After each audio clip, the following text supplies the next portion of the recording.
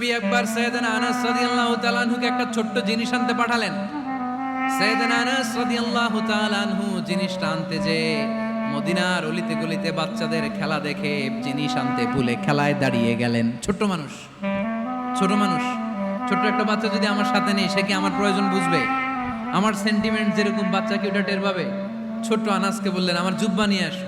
বিষ্ণু ইসলাম শাম দেশের জুব্বা পড়তেন, বলতেন জুব্বা নিয়ে এসো। জুব্বা আনতে যখন বেরোলেন আনাস রাদিয়াল্লাহু তাআলা আনহু, দেখলেন মদিনার অলিতে গলিতে বাচ্চারা কুতকুত খেলে। কি খেলে? আপনারা খেলেন?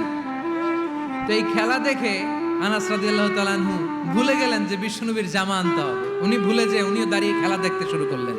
এখন ঘন্টার পর ঘন্টা যায়, আনাসও আসে না, জামাও আসে না। বিশ্বনবী ভাবলেন, হায় রে, আনাস মনে হয় ভুলে গিয়েছে, কি আর করা যাই, নিজের জামা নিজেই নিয়ে আসি। বিশ্বনবী বের হলেন জামা আনতে। বের হয়েই দেখে মদিনার গলিতে বাচ্চারা খেলতেছে, ওইদিকে আনাস রাদিয়াল্লাহু আনহু দাঁড়ানো। বিষ্ণু ইসলাম কিছু বললেন না, যে উনিও আনাস রাদিয়াল্লাহু তাআলা আনহুর পাশে দাঁড়িয়ে খেলা দেখতে আরম্ভ করলেন। সুবহানাল্লাহ পড়বেন না?